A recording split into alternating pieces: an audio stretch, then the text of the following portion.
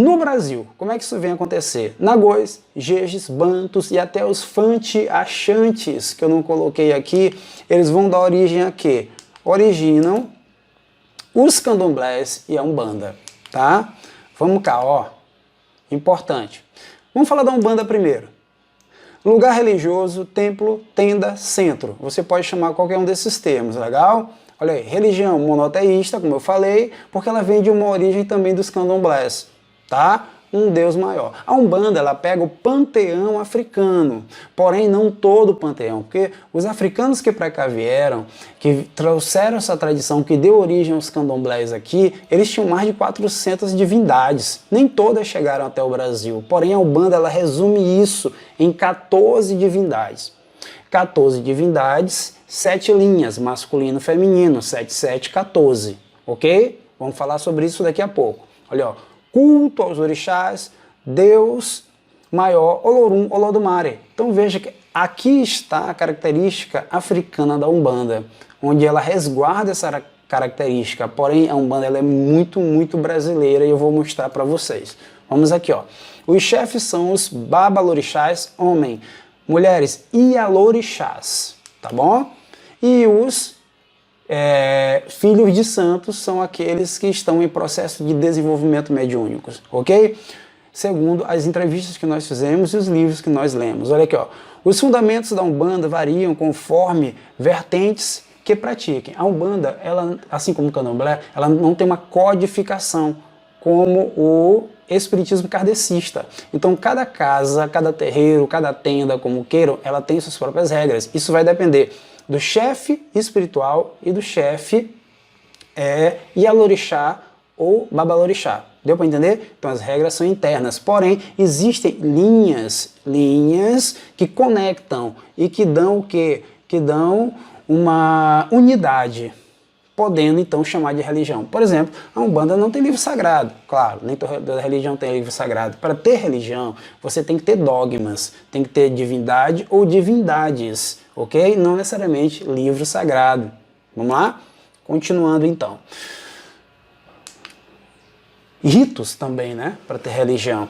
Exemplo, ajuda ao próximo, não ser retribuída em dinheiro ou valor a qualquer espécie. Mas eu já vi pai de santo aí pedir dinheiro para os outros. Pessoal, existem padres, existem pai de santos, existem pastores que deturpam essas religiões. Eu costumo dizer que o problema não está na religião, o problema não está na religião nem na religiosidade, está no religioso, ok? Então a Umbanda, ela, até onde eu li, segundo as tradições, porque a gente deu uma lida nos autores que falam sobre a sua própria religião, como Rubi Saraceni, né, da Umbanda Sagrada, a Umbanda, ela trabalha para o bem, né? A Umbanda trabalha para o bem. Então, se trabalha para o bem, ela não trabalha para o seu próprio enriquecimento. Se alguém faz isso, ele está aqui desviando a sua prática. Perfeito? É claro que a gente observa isso nas nossas visitas às casas, esse desvio padrão de comportamento, tá? Isso é uma realidade. Continuando também, até na política isso existe, mas deixa para lá nosso assunto, não é política, é religião. Continuando, se bem que religião e política sempre andaram juntas durante toda a história. A Umbanda, como eu disse para vocês, ela não traz todo o panteão africano, ela apresenta 14 orixás, porque ela tem 7 linhas. Então vamos aqui. Agora, outra coisa. Dependendo da casa, dependendo da tradição, essas 7 linhas podem mudar. Então aqui eu trouxe 2 ou 3 exemplos para vocês. Ó. A linha de Oxóssi, sincretizada com Jesus Cristo, Ogum São Jorge, a linha de Oxalá, Jesus Cristo, perdão, Oxóssi, São Sebastião, seriam as matas, Xangô, Yansan, Iemanjá e a linha dos santos das almas, tá? Que aqui seria Obaluaê, aquele que protege e traz as almas, perfeito? Aqui é uma das formas de enxergar a Umbanda e de praticar a Umbanda. Vai depender da casa, né? Vai depender do grupo religioso que adota. Aqui nós já temos outra perspectiva das 7 linhas. A linha de Orixá, tá? Iemanjá, Orixalá, perdão, Iemanjá, Ori, Xangô, Ogum, Oxóssi e Iorimá. Perfeito? Todos eles ligados aos chakras, que é uma influência hindu. A Umbanda, ela assimilou tradições de quê, pessoal? Africanas, orientais, tá aqui, indígenas, como a pagelança, a cura e até mesmo o kardecismo. Então, dentro do kardecismo, que tem uma influência cristã muito forte, nós temos essa presença da incorporação, que os estudiosos chamam de possessão, mas que os religiosos chamam de incorporação. Perfeito? Legal? É isso aí. Então a Umbanda, ela é muito sincrética, ela é muito misturada, muito mais sincrética do que qualquer outra religiosidade que eu consiga ter estudado até agora dentro do Brasil. Você não vai perceber isso no Candomblé. O Candomblé já não tem, como eu disse, esse sincretismo, onde você vai perceber dentro dos terreiros, onde ele acabou tendo uma influência de outras religiosidades, sobretudo a Umbanda. Vamos continuar? Olha aqui, ó, outra linha. Aqui eu faço uma pergunta, existe uma Umbanda ou Umbandas? Tá? Porque vejam, aqui nós já temos fé, amor, conhecimento, justiça, lei, evolução e geração.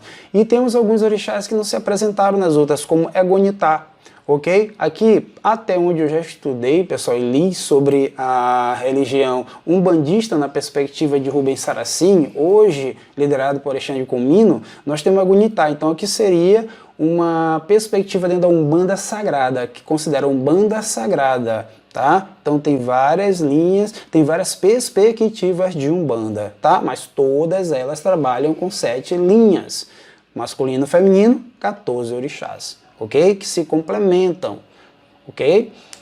Continuando aqui, ó. Princípios gerais da Umbanda, isso aqui é muito importante. Te ajuda na tua atividade da escola, te ajuda no esclarecimento, te ajuda no teu debate. A Umbanda, pessoal, ela traz a prática da caridade. Para a Umbanda, todos os livros religiosos de Umbanda e também o Edson Cardeiro, que nós estudamos, e outros autores, o Prandi, tá? Fica muito claro que dentro da Umbanda, até onde eles investigaram, todos os Yalorixás e Babalorixás, eles dizem, não existe salvação sem caridade. Perfeito? Essa aqui seria a regra maior. Crença na reencarnação e nas leis kármicas. Aqui já é uma influência do kardecismo. Culto em língua brasileira. Ponto. Essa é a principal diferença, uma das principais em relação ao Candomblé. O Candomblé, pessoal, todo o seu culto é em língua africana. Pode até não saber o que está falando, mas em língua africana, ok? Em uma das experiências aqui no Maranhão, se levou, então, os cantos gravados em CD para, se não me falha a memória, quando eu fiz o meu curso de especialização, foi para Benin.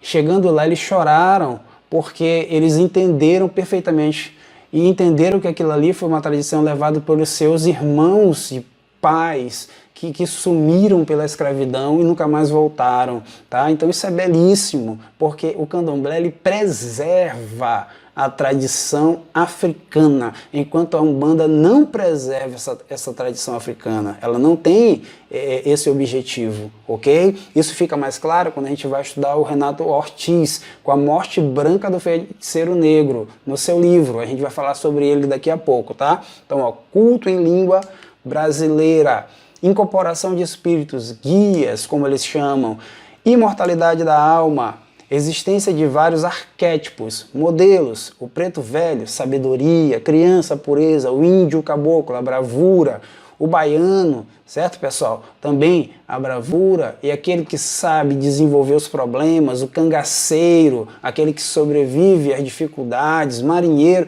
E a Umbanda é assim, a cada tempo, a cada período, os arquétipos aumentam cada vez mais. Então tem arquétipos que nem aqui estão, com certeza, e que talvez dentro da sua casa, que se você for um umbandista estiver olhando aqui o nosso vídeo, você vai dizer, poxa, mas não tem fulano de tal aqui. Claro que não, porque não dá para colocar todos os arquétipos da Umbanda aqui, eu não consegui, tá?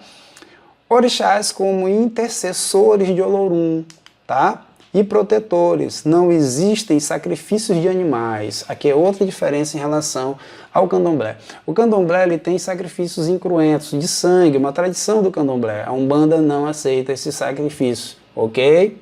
Beleza. Então se você vê algum ritual com sacrifício de sangue, não é Umbanda. Ponto final.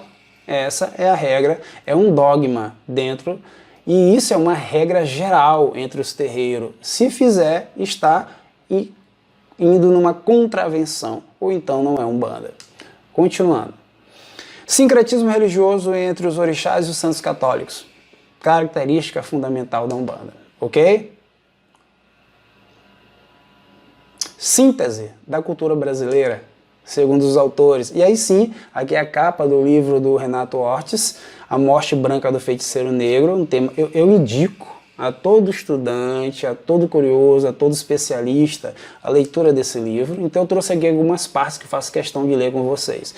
Para Ortiz, né, a Umbanda integra as práticas africanas na moderna sociedade brasileira. Ela integra as práticas africanas. Já o candomblé conserva a memória africana coletiva. Olha a diferença. Uma integra, a outra conserva, tá? Existe uma ruptura entre Umbanda e candomblé.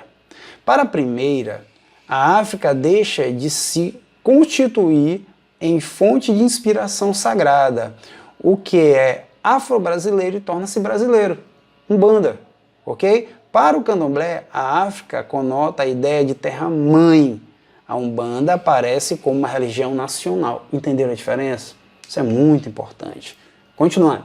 Nesta obra, o sociólogo e antropólogo Renato Ortiz nos revela uma das mais importantes características da Umbanda: o embranquecimento das tradições afro-brasileiras, ou seja, o abandono das características africanas pelos rituais umbandistas como forma de adaptação e legitimação.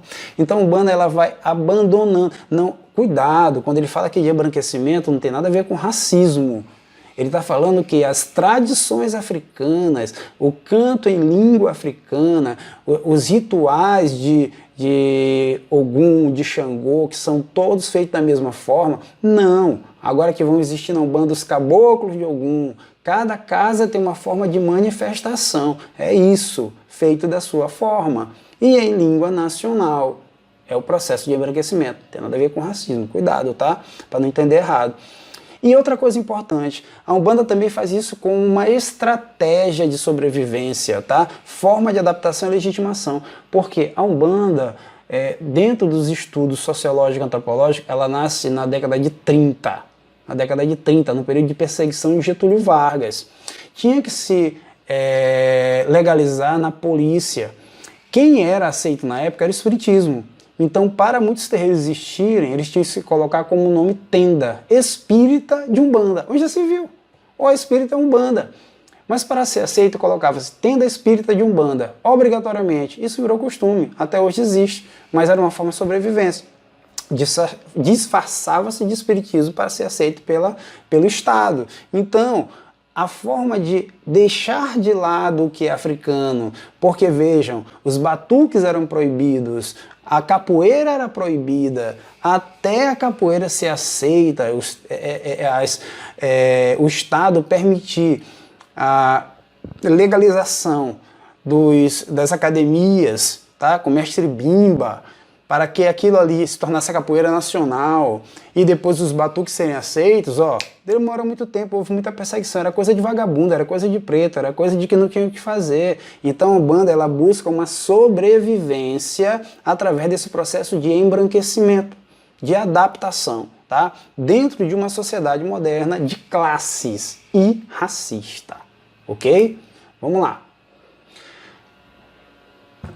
No fundo, nós temos um arquétipo do malandro, Zé Pilintra, e na frente um esquema que eu montei para vocês. A Umbanda, ela traz influências do catolicismo, do espiritismo, do candomblé, da pagelança e até mesmo, pessoal, das religiões europeias, né, da bruxaria europeia, da Wicca e oriental, sobretudo oriental, ok? Que não está aqui no nosso esquema.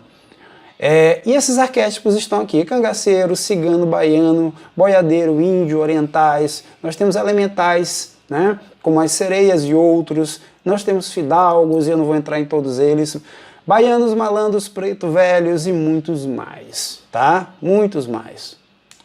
Eu vou podemos dizer que a Umbanda ela é um espaço democrático de manifestação de todos os espíritos que queiram ali se manifestar. Trouxe uma imagem simbolizando um espaço, né? Que seria uma casa de Umbanda. Isso aqui não é uma regra, cada casa tem sua forma, mas só para simbolizar.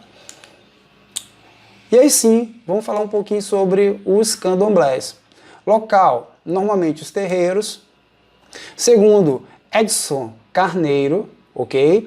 É uma religião afro-brasileira monoteísta, não sou eu que estou dizendo. Olha aqui, ó, um dos maiores pesquisadores sobre o candomblé no Brasil, pois presta culto a um deus maior, Lorum, Olodumare.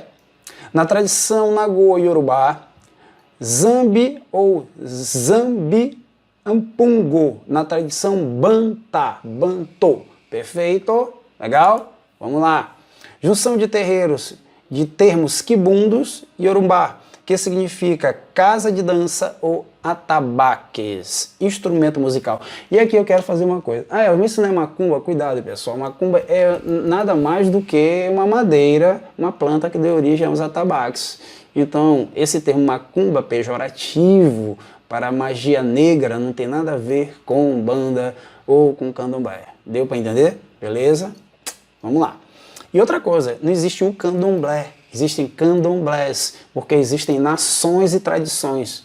Vamos avançar aqui, ó. Aqui só uma imagem representando as oferendas, tá? As suas divindades. Nações do candomblé, como eu falei. Entre as principais e os principais grupos étnicos, nós temos Yorubás, Eves, Jejifon, Bantos, Fantiachantes. Claro que nós temos outros, tá? E as divindades, nós temos Voduns Jeji, é uma das divindades. Temos também, como eu falei para vocês, sobretudo, os orixás, ok? E os inquices também. Nações do candomblé, continuando. Com grupos étnicos diferentes, nós temos divisões, nações, ok, pessoal? Que trazem aí línguas sagradas, nós temos atabaques, instrumentos ritualísticos de cada uma dessas nações. Vamos lá, Nagô, nome que se dá ao iorubano ou a todo negro da costa dos escravos que fala ou entidade iorubá, que fala ou tem uma entidade iorubá. Perfeito? Esse é o Nagô. Candomblé Queto é a maior e mais popular nação do candomblé. Já viu do Araqueto? Hein? Do nosso carnaval baiano? Ok, agora já sabe de onde vem, né? Perfeito? Efã. É uma nação do candomblé. Seus orixás também são cultuados em outras nações. E aí o Queto, Angola, para fortalecer nossa fala. Negro Egbá. Nagô Egbá, perdão. Em todo o Nordeste, da Paraíba e Bahia, certo? De uma a outra, a influência dos Yorubás prevalece a dos Daomé. Esta é a zona mais conhecida quanto às religiões africanas e que deu lugar ao maior número de pesquisas e de trabalhos, tá? Ejexá. Ejexá é uma nação do candomblé formada pelos escravos vindos de Ieleza, na Nigéria, em maior quantidade de negros em Salvador e Bahia. Olha a imagem linda? Outras religiões, Jeje e Yorubá. E aqui eu quero que vocês prestem muita atenção, porque eu vou falar de uma religião de matriz africana bem maranhense e que nasceu aqui na nossa terra, que se chama Mina, ok? Vamos lá. Tambor de Mina, que não é tambor de crioula. Tambor de crioula não é religiosidade, tambor de crioula é dança, certo, pessoal? Em homenagem ao santo, a São Benedito, se eu não me engano. Mas o tambor de Mina não, é religiosidade. O tambor de Mina tem tambores transversais. O guia, o contraguia e tem o tambor da mata por influência da pagelança. Então, vamos lá. Duas casas aqui no Maranhão foram criadas, São Luís do Maranhão, com o nome Mina. Por que Mina? Porque os escravos que vieram para cá, Nagôs, Fantiachantes e Jejes, sobretudo Nagôs, eles vieram lá da costa da Mina em uma prisão chamada Castelo da Mina. Costa do Ouro, Costa da Mina, Castelo da Mina. Não importa qual era a nação, todos, quando chegavam lá, viravam Preto Mina. Então, chegando aqui, duas casas foram criadas, a Casa das Minas e a Casa de Nagô. Perfeito? Com seus rituais próprios e vestimentas próprias, tá? E nação próprias. Vamos lá. Tambor de Mina é a religião afro-brasileira mais difundida em São Luís do Maranhão, Piauí e Amazônia, tá? Na verdade, já existe até fora do Brasil, mas aqui é muito mais forte. A palavra tambor deriva, da importância do instrumento dos rituais do culto. Olha a árvorezinha aí de lado aí, ó. Ok? E aqui nós temos uma foto muito bacana, original, do tambor de Mina da casa Fante Achante, enquanto o seu líder, ele ainda era vivo. Nessa época ainda cheguei a conhecer, que seria mestre Euclides, ou pai Euclides, que era babalorixá e escritor. Dentro da casa Fante Achante, ele tinha dois espaços, um de tambor de Mina e outro de candomblé. Perfeito? Bem característico. Quem fez um trabalho maravilhoso de 9 anos na Casa Fante Achante foi uma das maiores antropólogas do Maranhão e do mundo, que seria Mundi Carmo Ferretti. Desceu na Guma. Procura esse livro aí para você conhecer os caboclos dentro, tá? Os caboclos dentro da mina na Casa Fante Achante. Um trabalho de 9 anos de pesquisa. Não é pouca coisa, tá? Vamos lá. Continuando. Mina deriva de Negromina de São Jorge da Mina, denominação dada aos escravos procedentes da costa situada no leste do castelo de São Jorge das Minas, na atual República do Ghana, trazido da região de hoje conhecida como Togo, Benin, Nigéria, que eram conhecidos principalmente como negros Minajeje, Minanagô. Legal? Os Minajeje deram origem à Casa das Minas, e o Minanagô deu origem à Casa de Nagô. Casa das Minas para vocês, apresentando. Vamos lá. Nós não vamos ler tudo isso aqui não, tá? Esse terreiro, existe um mito sobre ele, que ele foi criado por uma princesa, né? Por uma princesa ou rainha, uma nobre, que seria Agotimé. Na Agotimé, na verdade, segundo o professor Sérgio Ferretti, tá? Um dos nossos grandes mestres, que já se foi, ele disse que foi uma confusão de Pierre Verger. Na verdade, essa casa, por pesquisas de Ferretti, na sua tese de doutorado, tá? Ele vai entender, por meio dos participantes da casa, que quem vai fundar a Casa das Minas foi Maria Jesuína, tá? Então, não tem nada a ver com uma fundação de uma rainha, ou de uma nobre, de uma princesa. Ele diz assim: é o terreiro de religião africana mais antigo de São Luís, que foi fundado no século XIX, segundo Pierre Verger. Há fontes de indícios que a casa tenha sido fundada por Na Agotimé, da família real de Abomey, esposa do rei Agunglo. Ok, pessoal? E mãe do rei Zenzo, que foi vendida como escrava por Adandozan, que ocupou o trono de Daomé após o falecimento de Agunglo.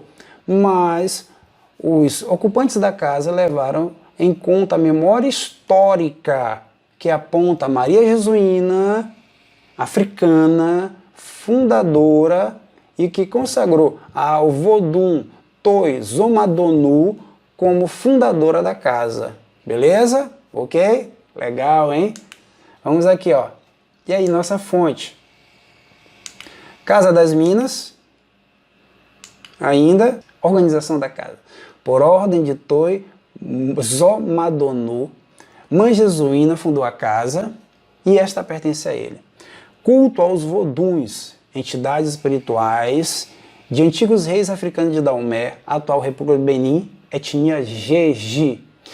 Ok? Beleza. Olha aí, a Casa das Minas é conhecido como o culto de 45 voduns e 15 entidades infantis femininas nomeadas de tomboses. Isso aqui é muito massa, porque só existe na mina. Culto a entidades infantis, tomboses ou meninas, onde as filhas de santo recebem essas tomboses relacionadas ao culto de princesas infantis. Um ponto muito triste é que essas incorporações dos movimentos já não existem mais. A Casa da Mina, literalmente, por falta de passagem do conhecimento entre as gerações, foi se esquecendo e foi sendo abandonado essa tradição, e hoje praticamente o que se conhece através dos escritos e pesquisas de vários estudantes, de vários cientistas, sobretudo e principalmente do nosso grande mestre doutor Sérgio Ferretti. Cerca de 20 entidades cultuadas na casa pertencem à dinastia de governo do reino de Daomé. Olha que massa! Não falei para vocês? Então as entidades vêm da dinastia de governo. É uma tradição pegar os seus ancestrais e trazê-los como quê? Como entidades do século XVII ao século XVIII. Tá? Olha aí. Nobreza cultuada na Casa das Minas. Nós temos aqui, ó, dentre eles poderíamos citar a família real de Davis, ok? A qual pertence Toi Zamadonu, muitos voduns de outras famílias também, não só essa, como Dambirá, Kevioso, Aladanu e Savalunu, perfeito? Estas hospedadas na casas por Zomadonu, que é o dono da casa, que permitiu que essas ficassem, ok? Uma foto original aí que eu tirei para vocês, da Casa das Minas, aqui em São Luís do Maranhão.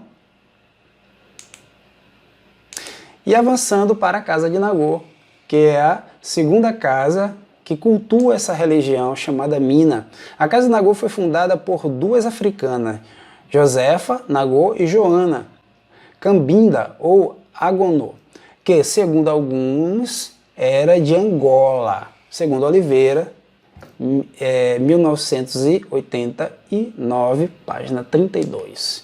Continuando. Nela existe tanto o culto dos voduns, jejes, como dos orixás nagôs.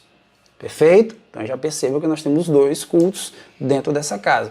A Casa Fonte Achante é uma terceira, tá? Como eu falei para vocês. Foi aberta com o nome de Tenda de São Jorge, Jardim de Ueira, em 58, século XX, por Euclides Ferreira, já falecido pai Euclides, ligado ao terreiro do Egito, matriz da mina Fonte Achante. Agora, interessante, aqui em São Luís do Maranhão, pessoal, as casas de mina ou de umbanda que tem característica com mina, que os donos chamam de traçado umbanda e mina, nenhuma delas é reconhecida como tendo saído da casa da mina ou da Casa de Nagô. As duas não reconhecem nenhuma delas, ok? Mas praticamente a grande maioria das casas de umbanda aqui tem influência, alguma influência da mina, perfeito? Com cultos, com tambores transversais, com tambores horizontais, perdão, com pontos cantados, a everquete, tá? Então tem muita influência da mina aqui, a Umbanda. É até um campo de pesquisa bem interessante. A Umbanda do Maranhão e a influência da mina nela. Aqui é uma foto que eu tirei da Casa de Nagô para vocês. O jogo de búzios. Muita gente pergunta, como é que eu vou saber quem é o meu orixá? Depende, no candomblé você joga os búzios. Na Umbanda é o babalorixá ou a ialorixá, que através da vidência vai lhe dizer quem é o seu orixá ou o seu guia, que lhe orienta, assim como eles chamam, tá? Vamos lá, princípios do candomblé. Culto a um Deus maior, tá? Os orixás, divindades menores. Iniciação muito longa, diferente da Umbanda, que a iniciação ela é mais curta, tá? Ela é mais simples, tá? Bem simplificada. A iniciação no candomblé ela já foi muito longa, chegando a 40 dias de a pessoa ficar reclusa. Hoje até isso mudou, porque quem é que vai passar 40 dias só com coronavírus, né? Porque 40 dias sem ir para o serviço vai demitido. Mas anteriormente você tinha que passar 40 dias com todo o ritual dentro do terreiro, raspar a cabeça, fazer toda a ritualística, tá? Hoje isso não é mais bem assim, mas continua secreta. Incorporação dos orixás pelos iniciados. Língua africana nos rituais, tá? Consulta através dos oráculos, jogo de búzios. Existem sacrifícios de sangue de animais, sim, diferente da Umbanda, e dividida em nações. Manteve a tradição africana em seus cultos, perfeito? E Essa é a principal característica do candomblé. Aqui é só uma representação da gira dentro da casa de candomblé. E uma última explicação, último detalhe. Não é tudo a mesma coisa. Umbanda não é candomblé, que não é macumba, que não é espiritismo. Tá bom? Beleza. Umbanda. A Umbanda nasceu onde? Pessoal, segundo os sociólogos e antropólogos, a Umbanda não tem uma data de nascimento, mas um período ali na década de 30 do século XX. Mas segundo a tradição bandista, tem várias origens, mas a que é hegemônica é que ela surgiu em 1908, tá? Com uma figura icônica, importante, que eu vou mostrar aqui para vocês. A religião brasileira nasceu em 1908, une elementos católicos do espiritismo e religião afro-brasileira. Ela nasceu com o médio Zélio de Moraes, onde ele teria recebido o Caboclo das Sete Encruzilhadas. Mas como eu coloco aqui, ó, explicação umbandista para o nascimento da Umbanda e não uma explicação, tá, científica dentro de uma perspectiva antropológica, sociológica. Candomblé, religião musical, cultualmente rica, trazida pelos escravos da África no final do século XVI. Trazida, claro, mas esse candomblé nasce aqui pela junção das mais variadas, né, divindades e nações que vão se formar dentro do Brasil, que vão se unir dentro do Brasil. Ela já vem, mas que vão se unir dentro do Brasil. A macumba é um instrumento, mas que pejorativamente se usa a macumba como magia negra. Magia negra é outra coisa. Alguns chamam de quimbanda, tá certo? Mas quem são os Exus e Pombagiras? Aí já é outro assunto para outra videoaula. Exus e Pombagiras seriam, dentro do candomblé, como mensageiros dos orixás. É claro que existem casas que fazem magias, consideradas magias negras, e que utilizam o nome de Exus e Pombagiras. Porém, até onde eu cheguei a pesquisar, eu já verifiquei casas que os Exus e Pombagiras são chamados para fazer, segundo os orixás e babalorixás, limpezas e quebra do mal. Então, eu pergunto e deixo em aberto. Isso seria uma quebra de paradigma? Isso seria uma mudança? Onde algumas casas, Exus e Pombagiras, são utilizadas para fazer o mal, e outras são utilizadas para limpar, para proteger, né, os filhos de santo, as porteiras, as encruzilhadas? Não sei. E aí fica a pergunta, né? E seria um campo de pesquisa também, nessa talvez mudança de paradigma, né, na figura da Pombagira e do Exu.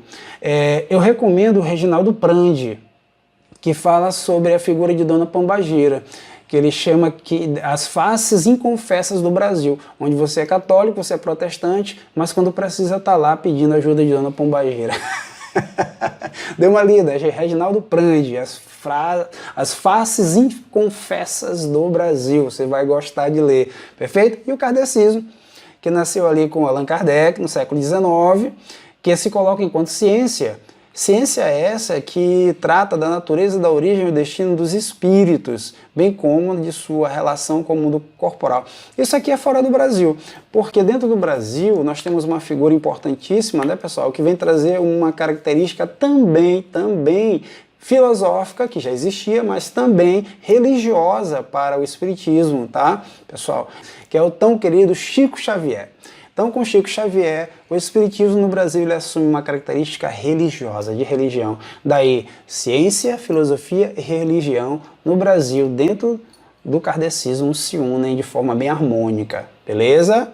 Legal? As características que nós percebemos do kardecismo dentro dessas demais religiões é a manifestação dos espíritos e a comunicação com os mundos espirituais.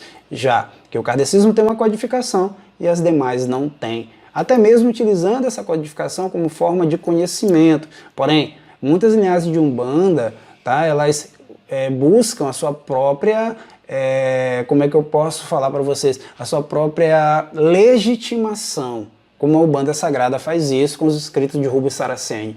Aqui fica meu beijo, meu abraço. Pessoal, comentem o vídeo, coloquem o que vocês entenderam, o que vocês concordam, não concordam, mandem mensagem, @ElvisHistória, entra no meu Instagram. Já fazia muito tempo que eu queria fazer esse vídeo, infelizmente eu não queria fazer ele longo, mas não dá, certo? E eu também não vou dividir, eu vou deixar ele da forma que está, para pesquisa, para que você possa desenvolver o teu trabalho, pesquisa escolar, pesquisa acadêmica, tá? Da forma que você bem entender, e eu espero poder ter te ajudado, tá? Valeu, beijo no coração, História em Cena, tchau, tchau.